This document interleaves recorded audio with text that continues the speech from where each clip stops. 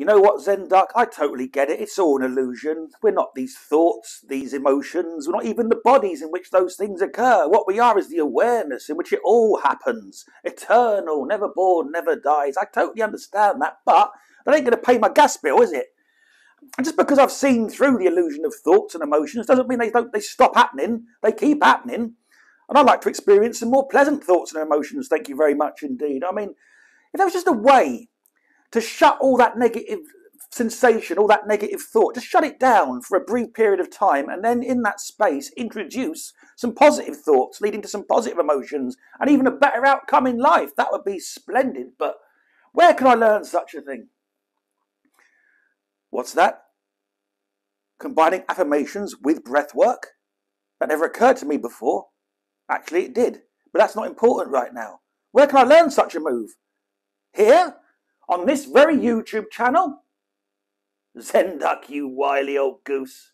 Welcome to my YouTube channel. If this is your first visit, please do hit subscribe, hit like and hit the bell. You'll find all sorts here, mainly my podcast, The Bucklerverse, and videos like this, where I go into more esoteric concepts and topics, things that I enjoy, things that I've studied, things that I now want to talk to you about.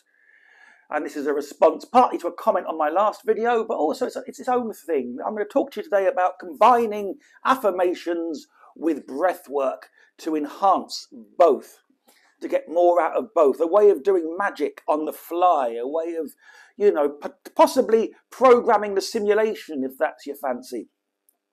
Giving the universe some instructions, and by the universe I mean you, because you are the universe. It's you you're talking to, by the way, with all this stuff. It's you you're talking to, but that's a subject for another day. So, right, affirmations. Now,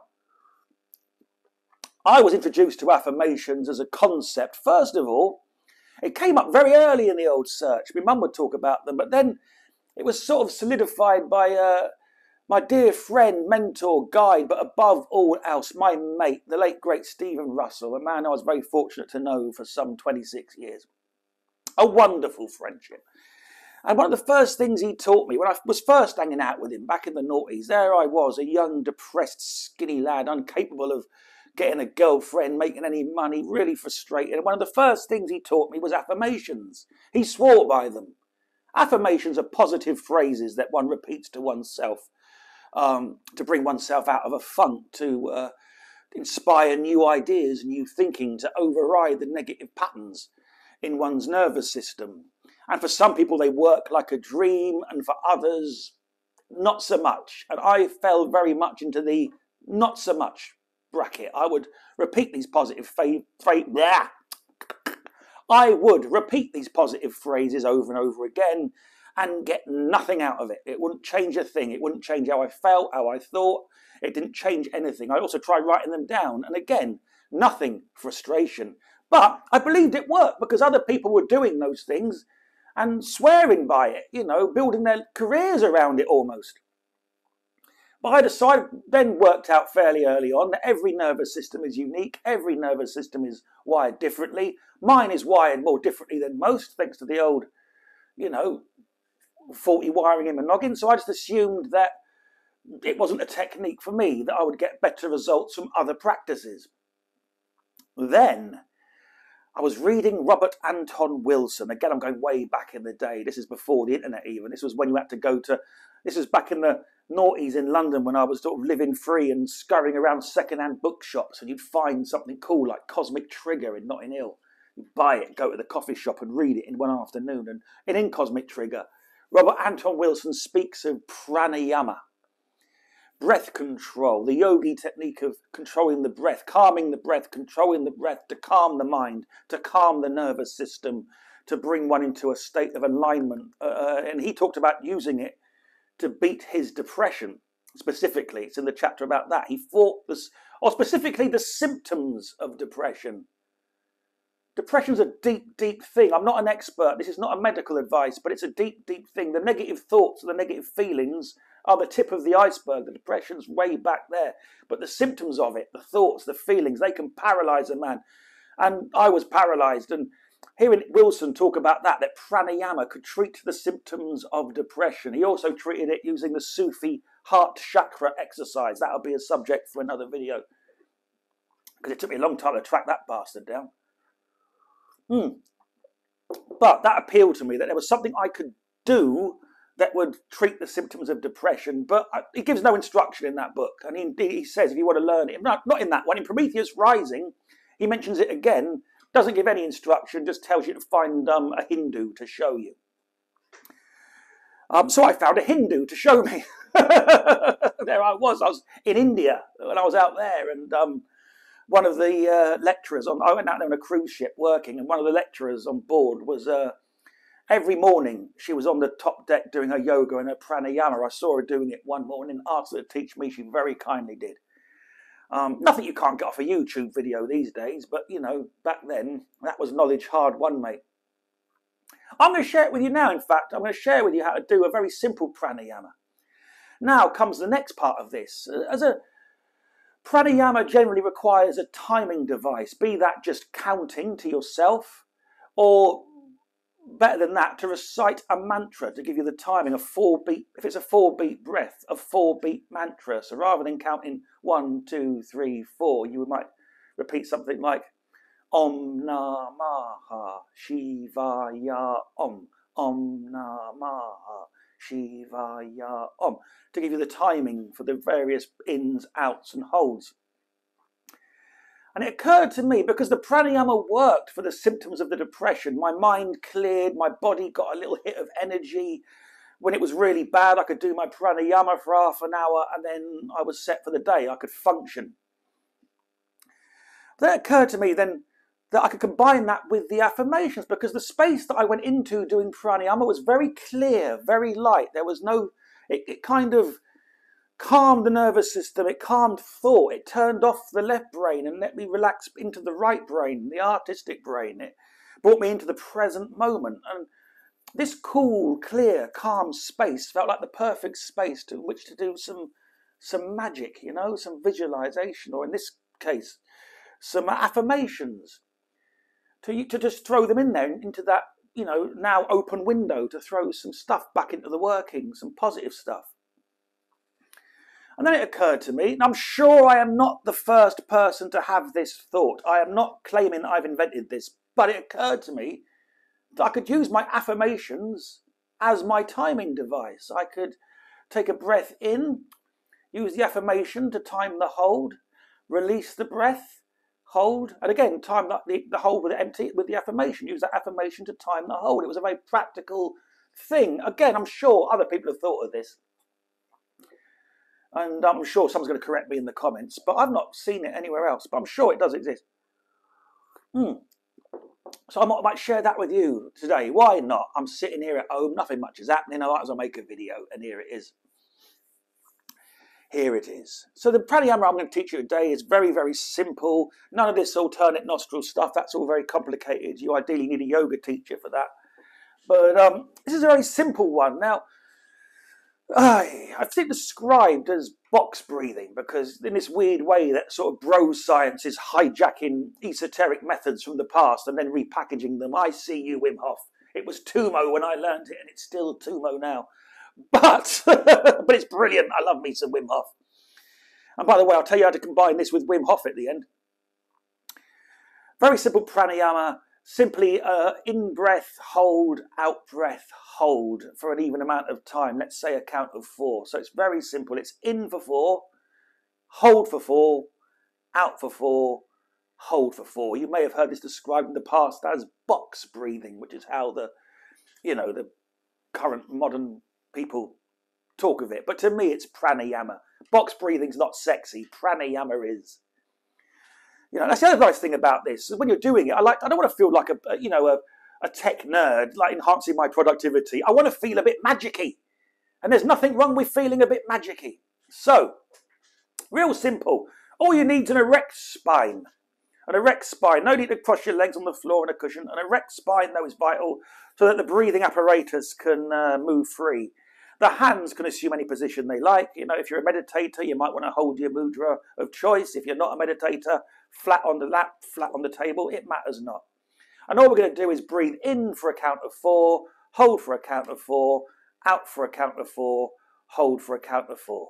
In for a count of 4, hold for a count of 4, or hold for a count of 4. Let's do 4 of those just to get the flavour. You ready? Do it with me.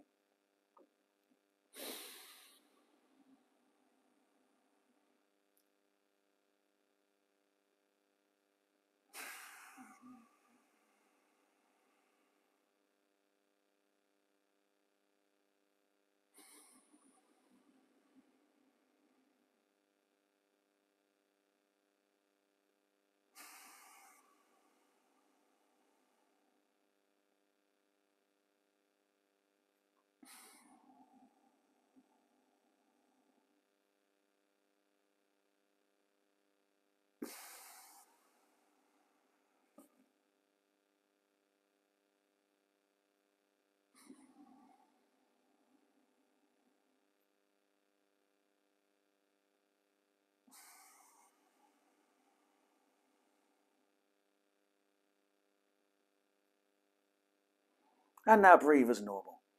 How do you feel after that if you did it? If you didn't do it, why didn't you do it? Do it. Give it a go. Already I'm feeling an awful lot calmer just from that little 4 breath cycle. Imagine doing that for 10 minutes. Or even better, 20. No strain, no strain. Don't be choking yourself out. If it feels a bit much, just stop. As always, the great thing about breath work, there's an off switch. But we should just stop doing it. You'll soon return to normal. But you shouldn't feel any ill effects from that. It's very, very simple, very, very basic. And once again, I stress I am not a medical doctor. If you've got any kind of lung issue, use your common sense. Now, what we're going to do this time, though, is the same breath pattern, but we're going to throw in an affirmation, a positive suggestion, an affirmation of something you want to happen, maybe, an affirmation of something you want to feel, a way out. Now, these things, this particular way of enchantment, if you like, seems to work best for attitudes rather than specific objects. For me personally, I've got mates that swear blind. They can just affirm that something's going to happen and it does. I'm not going to lie to you, I'm not one of them. But when I affirm for an attitude, a way of being in the world, then I get really good results from this. The week goes by better. So you want to phrase an affirmation of that nature. Now, a really great one that I do a lot is, I have better than average luck. Simple as that. I have better than average luck. It's a great affirmation. I have better than average luck. Beautiful. And a beautiful one, another beautiful one that I read. This wasn't mine, I read this. I was reading, they republished Anton Wilson's Sex, Drugs and Magic, which is a tremendous book, by the way, highly recommended. And there are 4 new introductions and 4 new articles in the appendix. And one of them is by Arden Lee, brilliant singer-songwriter, great magic practitioner, great teacher. She's got her own stuff. She doesn't need my shout out on my Poxy channel. Seriously, she's killing it. And she's a student of Grant, the only student, I believe, of Grant Morrison. She's his only magic student. So, yes, I'm jealous. But she mentioned an enchantment she did, and the phrase was beautiful. Let me get this right. It was, everything is always unfolding in my favour. What a great thing to enchant. It covers everything. Everything is always unfolding in my favour, which ultimately it is if you have that attitude. Even something that can feel bad in the moment, if you relax with it, will unfold ultimately in your favour with the passing of time. Time don't stop. You don't get stuck anywhere. So enchanting for that's a lovely thing to do. That's got me through many a dark night of the soul. I do get depressed. I'm coming from a place of actually using this stuff to actually fight. I'm not trying to come to you like a guru. I'm trying to, that's the whole point of these videos. I'm not like, hey guys, my life's perfect and here's how I did it.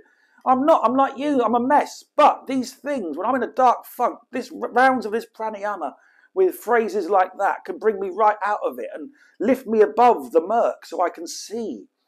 Let's do it now with one of those affirmations. Let's go for everything is always unfolding in my favour. So as you breathe in, you breathe in.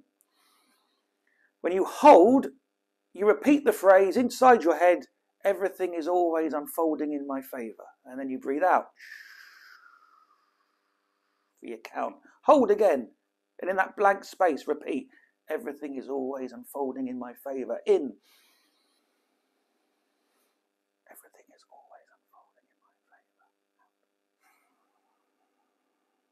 Everything is always unfolding in my favour. Let's just do 4 or 5 of those and see how we feel at the end of it. Breathe with me, my friends. In. Hold. Repeat. Out.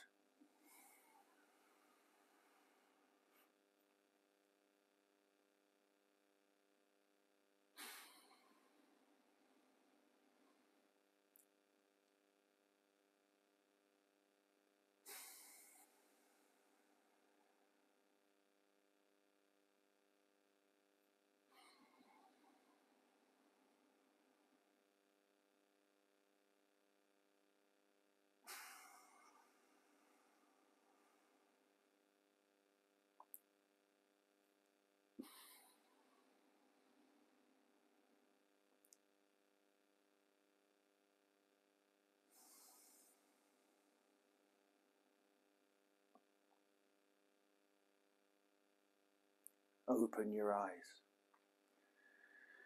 Give it a try, my friends. Set a timer for 10 minutes and just do it for 10 minutes. Now, what are you doing? Well, the breathing is stilling the mind and creating a lovely open...